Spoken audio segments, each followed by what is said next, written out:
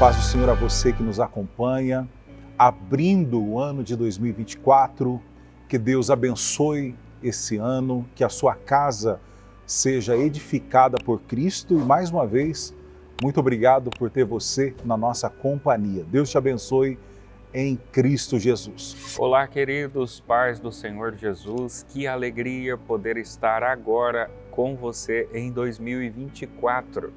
Que seja um ano repleto de bênçãos, de paz, que a mão poderosa, protetora, condutora do Deus Todo-Poderoso seja sobre você, sobre a sua casa, sobre a sua família, em nome de Jesus. Muito obrigado pela sua interação, pela sua participação. A nossa expectativa é que você continue antenado, sintonizado, que você continue em audiência, compartilhando vídeos, a fim de que mais pessoas possam ser alcançadas, atingidas pelo poder que há na Palavra de Deus e por intermédio da Escola Bíblica Dominical.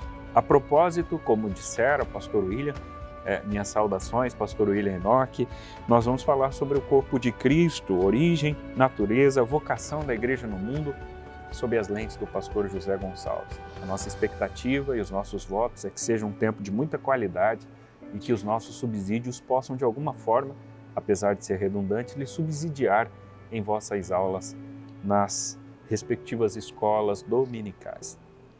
Pois bem, o primeiro assunto fala sobre o povo de Deus na Bíblia e na história. Introdutoriamente, uma rápida leitura a respeito do Novo Testamento, você percebe, conforme afirma o próprio pastor José Gonçalves, a importância que a igreja tem. Isso pode ser percebido ao longo das descrições do próprio apóstolo Paulo, que entende essa igreja como coluna, firmeza da verdade, do próprio Pedro, que entende a igreja como a geração eleita, além de outros atributos relacionados a ela, sacerdócio real, povo adquirido, nação santa, enfim. Agora, nesse primeiro momento, o pastor José Gonçalves, ele fala sobre esse povo de Deus, em princípio, no Antigo Testamento. Então, é muito importante, quando nós lemos a Bíblia, quando nós estudamos o material da IBD, termos o cuidado de entendermos cada opção, cada proposta dada pelo autor dentro de um nicho específico. Se a essa altura o nosso interesse é falar a partir das lentes do pastor José Gonçalves no Antigo Testamento, então obviamente que o nosso argumento se fecha dentro de uma antiga aliança e claro, as nossas contribuições logo acompanham essa organização. De modo que no Antigo Testamento há um termo em evidência que considera-se como assembleia, o kahal do hebraico. Essa expressão, ela tem um sentido étnico, isto é, Israel, o povo escolhido de Deus, como todos sabem, desde um contexto patriarcal, né, mais especialmente por vias de Abraão, Isaque e Jacó, nós temos o estabelecimento da nação de Israel, que começa por meio de um clã que aglomera-se no Egito, que destina-se para uma terra que emana leite e mel e que ali fundamentalmente se estabelece. A partir dali, essa nação começa a ser gerida por líderes, por juízes, por reis, respectivamente, e ela vai, então, sendo agora tomando forma, corpo e notoriedade e, de fato, deflagrando-se como aquela que representa a mensagem de Deus na terra de então. Toda essa linha do tempo, claro que de uma maneira muito sintética, muito raquítica, me permita utilizar essa expressão, muito pequena, né? Você consegue ter uma impressão muito razoável de que aqui a impressão que nós temos de povo não é no seu sentido cultico, né? Todas as vezes que o Israel se organizava, se atrelava, se ajuntavam, não era finalmente para cultuarem a Deus, mas tinham outras finalidades então. Contudo, esse povo, essa etnia, seja para um culto ou não, era lida como povo de Deus. Essa é a grande mensagem a ser passada a partir do item 1 do tópico inicial, a respeito do povo de Deus, quer na Bíblia ou quer na história. Agora, num segundo momento, nos cabe, enquanto estudantes da Bíblia, estudantes da Escola Bíblica Dominical, especialmente nesse trimestre, sob a lente do pastor José Gonçalves, observarmos como isso é lido no Novo Testamento. Então, se no Antigo Testamento a linguagem percebida é de que Deus escolhe um povo, de fato Israel é o povo escolhido por Deus, mas mais no aspecto étnico do que necessariamente para fins de culto e adoração, muito embora isso fizesse parte do bojo, da completude, estivesse dentro de um combo especificamente. No segundo momento, no Novo Testamento, o povo que se manifesta é a igreja, a eclésia, os tirados para fora, ou como alguns trazem definições mais claras, mais específicas, ou mais técnicas, por assim dizer, é um grupo de cidadãos que se reuniam ou com um propósito específico, né? Estes eram os termos entendidos como a definição para a eclésia. Pois bem, a eclésia agora se refere à igreja, e a igreja é o corpo de Cristo. E enquanto corpo de Cristo, a sua finalidade difere da finalidade estabelecida para o povo de Israel no Antigo Testamento.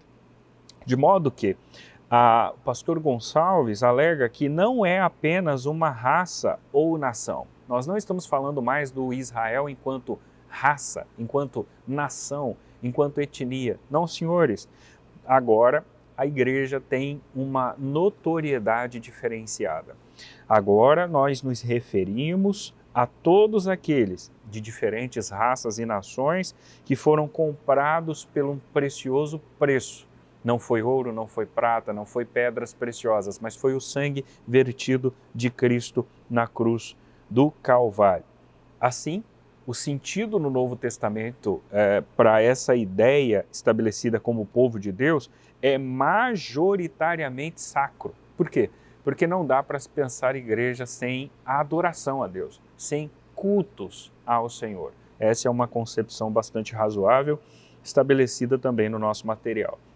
Mas para fechar o raciocínio no tópico 1, nós temos aí na história cristã a ideia de povo de Deus ao longo da história cristã. Bem, nós temos um ponto de vista protestante que difere do ponto de vista do romanismo. Dentro do romanismo existe uma linguagem na qual Pedro assume a igreja de então, a partir do Pentecostes, e a partir de Pedro nós temos uma espécie de bispos que são estabelecidos como responsáveis pela igreja a partir da figura petrina. Não é bem isso que o movimento protestante enxerga, né? Primeiro porque o pai que estabelecera a igreja, o próprio Cristo, que foi um mentor do ideal, no capítulo 1, verso 8, ele deixou muito claro do livro de Atos que essa igreja que prestes estabelecer-se-ia, essa igreja seria testemunha. Jerusalém, Judéia, Samaria e confins da terra. Teria uma expansão significativa. Mas agora, sob as lentes do protestantismo, portanto, você vai perceber que, seja por meio de uma definição de uma igreja histórica ou pentecostal, se trata de uma congregação local de pessoas regeneradas e batizadas após uma profissão de fé. Então, o que compõe essa igreja ao longo da história? Pessoas que foram transformadas por meio do Espírito Santo, porque um só planta, outro rega, mas é Deus quem dá o crescimento. Não é por força, não é por violência, mas é pelo agir do Espírito. E também porque essa pessoa, uma vez atingida, induzida por esse Espírito, ela faz uma profissão pública, né, de fé, que é o batismo. E lá ela confessa que Cristo é o Senhor e crê que Ele é o perdoador dos seus pecados. Uma vez batizada, essa pessoa se torna membro de uma instituição. Essa concepção, a partir de uma denominação pentecostal, é lida agora em relação à igreja como corpo de Cristo, como habitação do próprio Deus através do Espírito Santo, com inúmeras nomeações para cumprimento da grande comissão, onde cada crente nascido do Espírito é parte integrante da Assembleia Universal. Ou seja, dentro dessa outra perspectiva, o sujeito agora, embora neófito, embora um novo convertido, ele recebe de Deus um chamamento, uma responsabilidade, ganhar novas pessoas para o reino, a fim de que o reino se expanda e o nome do Senhor seja eternamente glorificado. Que lição maravilhosa, entender que a igreja, enquanto instituição divina, está muito distante daquilo que muitas pessoas, e boa parte delas, por desconhecerem de fato o que é a Igreja de Cristo, a Igreja do Senhor, acaba nivelando, né, tudo igual, achando que qualquer movimento que seja empreendido por aí afora é classificado como a Igreja do Senhor, e é isso que vamos estudar hoje, a começar pela origem da Igreja, entendendo como o povo de Deus na Bíblia e na história foi impactado exatamente por ser igreja. Então, no primeiro tópico, lá no Antigo Testamento, igreja, nós temos como referência, a gente parte do original, do hebraico, da expressão kahal, que define ajuntamento do povo de Deus. Esta assembleia, essa união, essa junção debaixo do antigo pacto. E é nesse sentido que o seu uso, após essa convocação para o que a Bíblia também se refere como uma assembleia, como um ajuntamento, como essa reunião, é a forma descrita como o povo reunido em Deuteronômio capítulo 4. A Bíblia também nos retrata a ideia de congregação do povo. Também entendemos como em 1 Samuel, como a multidão, a igreja como a multidão. Em 1 Reis, capítulo 8, como congregação. E 1 Crônicas, no capítulo 13, versículo 2, na Bíblia, nós temos uma referência sobre o grande ajuntamento. Então, o termo hebraico kahal, no contexto do Antigo Testamento, faz referência ao Israel étnico, ou seja, a nação que se juntava, que se reunia, tanto para os cultos ou não, em função da sua tradição, dos seus costumes, dos aspectos que, de fato, trazem uma alusão aos hábitos daquela determinada nação. Já no Novo Testamento, nós conhecemos agora o termo grego que é eclésia. Aqui é uma referência mais direta à igreja cristã. Eclésia, quando olhamos para esse contexto neotestamentário, o sentido vai diferir daquele que lhe é dado lá no Antigo Testamento. Essa diferença é tanto na forma, mas também na função de igreja. Ocorre essa diferença exatamente para que possamos perceber que não é apenas agora uma raça, não é apenas uma nação, mas é uma alusão a todos aqueles de diferentes raças e de diferentes nações que foram adquiridos, foram comprados pelo sangue de Cristo Jesus. É por isso que aqui o sentido é majoritariamente sacro, ou seja, eclésia aqui é a assembleia de crentes que, com um propósito, eles se juntam para adorar a Deus, para engrandecer a Deus, para reconhecer o senhorio de Cristo. Não se trata apenas de uma reunião, como se fosse de um clube. Não. Aqui é uma assembleia de crentes regenerados. É uma assembleia de pessoas transformadas. E o propósito dessas pessoas é dar adoração ao Senhor Deus. Quando Jesus usa o termo eclésia, ele utiliza em um sentido muito exclusivo, ou seja, o povo adquirido pelo seu sangue, o povo comprado, resgatado, redimido. Dessa forma, Paulo também usa eclésia e vai designar sempre aqui a comunidade dos salvos. Então, não apenas aqueles que acreditam, que creem ou que são crentes, não, mas os salvos que reconhecem o valor da salvação, reconhecem Cristo como Senhor e Salvador das suas almas e lutam para perseverar cumprindo a vontade do Senhor nosso Deus. Então Paulo sauda a igreja em 1 Coríntios, capítulo 1, ensinando as igrejas, disciplinando o uso dos dons na adoração da igreja, oferecendo diretrizes, instruções, um próprio aconselhamento, um acompanhamento à igreja, Paulo faz isso com propriedade, e ele faz isso de forma direcionada para que, até porque a Bíblia é a palavra de Deus, e ela sempre é atual, e até cada um de nós entendemos que, de fato, enquanto igreja, enquanto membros do corpo de Cristo, nós temos como prioridade reconhecer Cristo como Salvador da nossa alma. E se somos igreja, não é por mero merecimento, longe disso, é exatamente pela misericórdia. Fomos alcançados por Deus, fomos premiados por Deus, fomos presenteados por Deus através da sua infinita bondade, graça e misericórdia.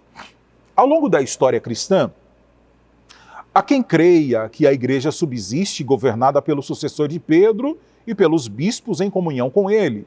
Mas é evidente a tradição protestante que rejeita esse conceito, visto que essa premissa não reflete o contexto do Novo Testamento, onde a figura do sucessor de Pedro é totalmente estranha, desconhecido. Então, após a reforma do século XVI, a tradição protestante procurou dar um sentido bíblico e mais preciso a respeito do que uma igreja é, de fato. Em uma grande denominação protestante histórica, a igreja é definida como uma congregação local de pessoas regeneradas, pessoas batizadas após profissão de fé. Por outro lado, de acordo com o documento de uma grande denominação pentecostal americana, nós todos entendemos que a igreja, ela é o corpo de Cristo, ela é a habitação de Deus através do Espírito Santo, com divinas nomeações para cumprimentos de sua grande comissão em cada vida, onde cada crente nascido do Espírito, ele é agora parte integrante da Assembleia Universal e da Igreja dos primogênitos que estão inscritos no céu. Então, igreja é esse projeto infalível, é instituída por Deus, e quem faz parte dela, aqueles que foram salvos, alcançados, regenerados pelo poder de Jesus, e agora fazemos parte da igreja ou da Assembleia Universal. Então, o desenvolvimento do povo de Deus é mostrado ao longo da Bíblia, mas também ao longo de toda a história cristã. E é isso que nós estamos estudando na aula de hoje da Escola Bíblica Dominical, visto que ao longo do trimestre, o título, como já bem dito aqui na introdução, o corpo de Cristo. Então, estamos aprendendo sobre a origem, vamos entender sobre a natureza e sobre também a vocação da igreja no mundo, que vem reforçar a ideia do trimestre do ano passado, que estudamos sobre as missões em todo o mundo e que isso é um papel fundamental e primordial de toda a igreja. Muito bem, queridos, aqui estamos de volta para contribuirmos com você, caríssimo aluno, professor da Escola Dominical, o terceiro tópico do primeiro assunto do primeiro trimestre de 2024. Olha só, se não tomarmos cuidado, é possível que a gente repita a ideia de 23 ou cite autores de 23 até que a gente consiga virar a chave, passar de ano de fato, né? Pois bem, no tópico 3, a igreja como a comunidade dos salvos traz em princípio a ideia dos regenerados pelo sangue de Cristo. Veja que a concepção para o termo regeneração é a mais simples, aquela que pode ser mais atingida, compreendida por uma grande parte dos irmãos, é a concepção de novo nascimento. Nós temos dois textos, dentre vários, que podem ser exauridos aqui. Eu me lembro do capítulo 3 de João, quando então um dos principais dos judeus procura Jesus à noite, porque de alguma forma tinha uma certa resistência ou, muito possivelmente, receio de ser visto com Cristo, dada a sua posição social. O nome dele é Nicodemos. Depois de um diálogo com Cristo muito franco, o Senhor diz a Nicodemos que lhe era necessário nascer de novo. Nicodemos não entende muito essa dinâmica. Ele supõe, inclusive, pareça uma aberração, mas que se deveria entrar no ventre da mãe e nascer. Jesus diz, não é sobre esse novo nascimento. É nascer da água e do Espírito. Essa concepção, apresentada em princípio por Cristo, ela parece ser florescida através de Paulo apóstolo quando ele escreve a sua carta aos Coríntios. No capítulo 5, verso 17, ele diz que se alguém está em Cristo, olha só, é uma condição, uma possibilidade, uma probabilidade, se o sujeito está, ele é automaticamente uma nova criatura, de modo que as coisas velhas se passam e tudo, absolutamente tudo se faz novo. Bem, vejamos que esses dois textos, de alguma forma, embora muito sintéticos, dialogam a respeito do processo regenerativo. Essa regeneração ela acontece por meio do sangue. Não é o líder do departamento X ou Y, não é a líder do departamento Y ou X, não é o líder da igreja, não é o irmão fulano, a irmã ciclana, não é nenhum sujeito que faz o processo de regeneração. Quem executa é o próprio Espírito de Deus. Isso leva tempo, isso precisa ser amadurecido, maturado, alguns de uma maneira mais rápida, outros a longo prazo, mas é o Espírito quem talha, quem molda, quem forja. E aqui, nesse primeiro momento, nós temos a ideia de fato apresentada pela pessoa do pastor José Gonçalves. Em princípio, ele cita até o sermão do capítulo 2, verso 38 de Atos. Arrependei-vos e sejam batizados em nome de Jesus para perdão dos pecados. Veja que o arrependimento era sucedido pelo batismo, que era a profissão de fé que chancelava aquele gesto demonstrado previamente de arrependimento. Num segundo momento, o autor, embora considere inicialmente que somos regenerados pelo Espírito, ele diz que somos selados pelo Espírito. Esse selo, muito embora eu tenha feito menção disso há pouco, acontece, uma das formas, pelo menos, por meio do batismo. Há uma declaração de Paulo apóstolo na primeira carta aos Coríntios, capítulo 12, verso 13, que ele diz: pois todos nós fomos batizados em um Espírito, formando um corpo, quer judeus, gregos, servos, livres, e todos temos bebido de um Espírito. Somos batizados no corpo de Cristo e passamos a fazer parte dele. Então a gente é inserido, enxertado, né, dentro dessa analogia, né, nós, embora zambujeiros, somos enxertados no corpo de Cristo. Não sabemos exatamente qual membro somos, mas somos parte do corpo. De alguma forma você, irmão, irmã, tem uma cooperação extraordinária para o funcionamento desse corpo. A anatomia consegue explicar com muito mais riqueza de detalhes, mas assim, de uma maneira muito simplória, eu digo a você, você tece contribuições importantíssimas para esse corpo. Eu não quero aqui de maneira alguma colocá-lo ou colocá-la em uma posição na qual nós não pertencemos, porque quem é a cabeça desse corpo é o próprio Cristo, mas seja qual membro for, exterior ou interior, aparente ou no anonimato, você tem contribuições fundamentais para a funcionalidade perfeita desse corpo. A propósito, Paulo, quando dialoga sobre isso no capítulo 12, verso 12 da sua primeira carta aos Coríntios, ele deixa bastante claro para nós que os membros que parecem ser inferiores são os mais relevantes, os mais importantes, aquele que nós nem vemos. Ninguém vê comumente um rim, um fígado, pâncreas. Você não vê o coração pulsando, mas pode senti-lo. Todos esses membros que estão internos, talvez pode ser representado por alguns de vocês, têm uma fundamental importância para a funcionalidade do corpo. Então, entenda que você é peça importante no reino de Deus. Permita-me utilizar a expressão peça com muito respeito. Para finalizar o argumento, o batismo de Cristo e do Espírito, além desse batismo que sela, que chancela, que comprova, que autentica a sua profissão, nós temos a crença, por meio do movimento pentecostal, no batismo no Espírito Santo. Nós cremos que o Espírito Santo pode selar alguém com revestimento no falar em outras línguas, experiências vividas por mim e por várias outras pessoas no nosso movimento. Se você experienciou isso, é impossível que você consiga negar essa experiência. Agora veja, esse batismo com o Espírito Santo ele tem uma finalidade.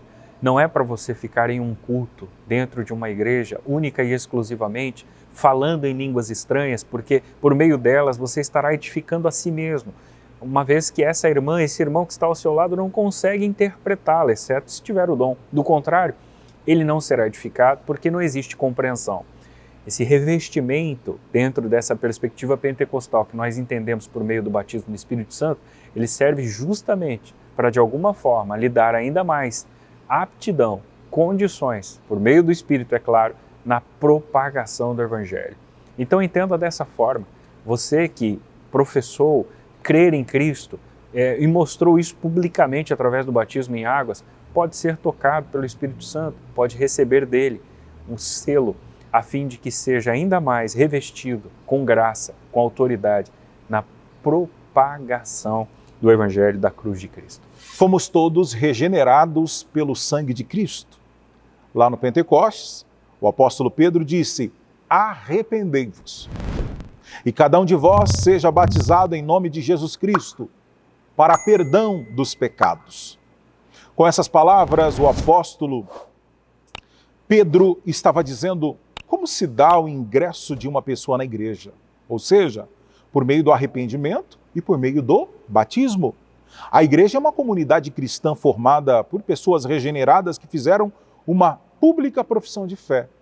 O ingresso de alguém à igreja não se dá por adesão, mas pela conversão. E é exatamente esse o sentido da palavra grega metanoio, que é traduzida aqui por arrependimento. É uma mudança, uma transformação. Significa mudança de mente. Então, a igreja é formada por pessoas que estavam no pecado, sim. Vieram cheios de marcas, cheias de problemas, de imperfeições, em que todos nós estamos sujeitos, somos falíveis. Mas, mesmo essas pessoas estando no caminho da condenação eterna, graças ao poder de Cristo através do Evangelho, elas tiveram as suas vidas mudadas, transformadas, regeneradas. Então, por isso que aqui na igreja, nós temos uma comunidade, uma agência missionária de Deus na Terra. Uma comunidade de pessoas transformadas, imperfeitas, sim, mas que caminham em busca à perfeição, tendo Cristo como nosso alvo, tendo Cristo como nosso maior objetivo, tendo Cristo como nosso ajudador, tendo Cristo como nosso orientador. Essas pessoas também, elas são seladas pelo Espírito Santo, fomos alcançados por Cristo, agora somos selados pelo Espírito Santo. Já foi dito que a igreja tem a sua origem no dia de Pentecostes. Por meio do Espírito de Deus, somos batizados no corpo de Cristo. A igreja, então, a partir disso, nós passamos a fazer parte da igreja, dessa Assembleia dos Santos. É exatamente isso que o apóstolo Paulo diz aos Coríntios na sua primeira carta. Todos nós fomos batizados em um Espírito, formando um corpo, quer judeus, quer gregos, quer servos, quer livres, e todos temos bebido de um mesmo Espírito. O batismo de Cristo e do Espírito. Às vezes surge, uma certa dificuldade, principalmente na compreensão, mas do que se trata isso? Pedro exortou os presentes lá no dia de Pentecostes a se arrependerem, mas também disse: e recebereis o dom do Espírito Santo. Então podemos afirmar que Cristo batizou os crentes com o Espírito Santo e com fogo. Um batismo de capacitação, enquanto o Espírito os batizou no corpo de Cristo. Um batismo de iniciação, formando a igreja. Então nós somos essa comunidade dos salvos.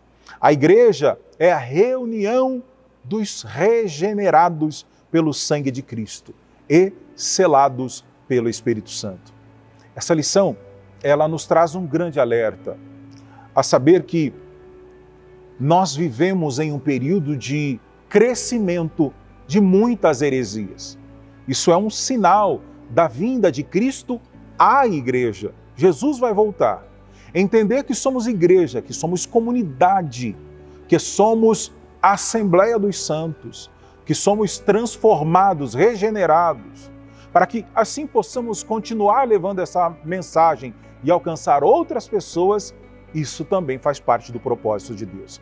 Valorize a sua salvação, valorize a igreja, ou seja, fazer parte do corpo de Cristo, reconhecer que Ele nos libertou, nos regenerou levar isso a sério, agradando a Deus e trabalhando sem cessar para que o reino dos céus continue sendo evidente e que muitas vidas também venham ao conhecimento da verdade e que essas pessoas também se tornem participantes do corpo de Cristo, sendo igreja, agradando, adorando e exaltando ao Senhor Jesus. Que Deus te abençoe.